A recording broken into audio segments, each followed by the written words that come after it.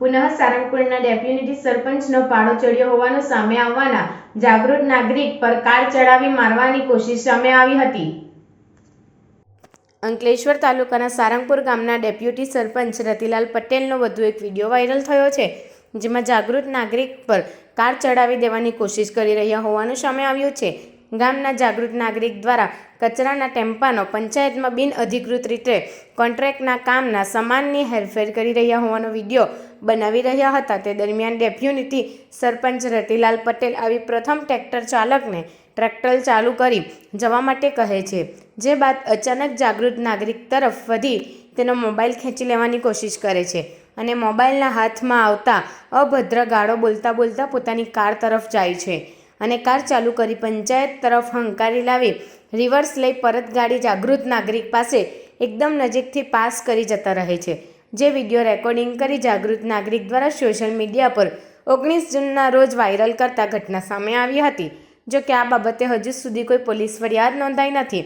અત્રે ઉલ્લેખનીય છે કે 2 મહિના અગાઉ પણ કથિત બિનઅધિકૃત દુકાન બાબતે જાગૃત નાગરિક પર દંડાવારી કરી હતી। સરકારી કર્મચારીઓ અભદ્ર ગાળો આપી ભગાડ્યા હતા, જે બાબતે પોલીસ ફરિયાદ પણ નોંધાવી હતી।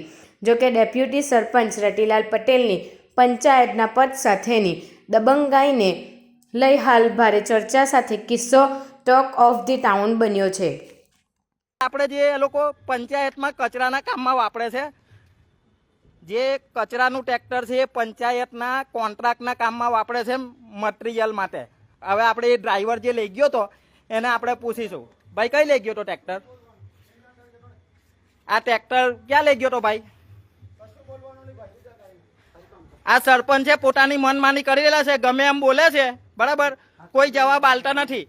આ મજૂરને કે કઈ બોલવાનું નહીં, પોતપોતાની મનમાની કરી પંચાયતમાં કૌભાંડો કરી રહેલા છે।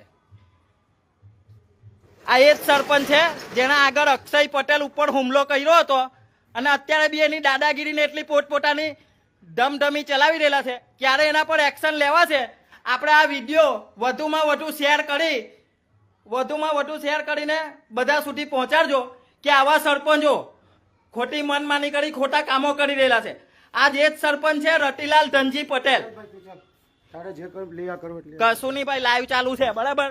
આ એ જ સરપંચ છે, સારંગપુર ગામ પંચાયતના ચોર સરપંચ।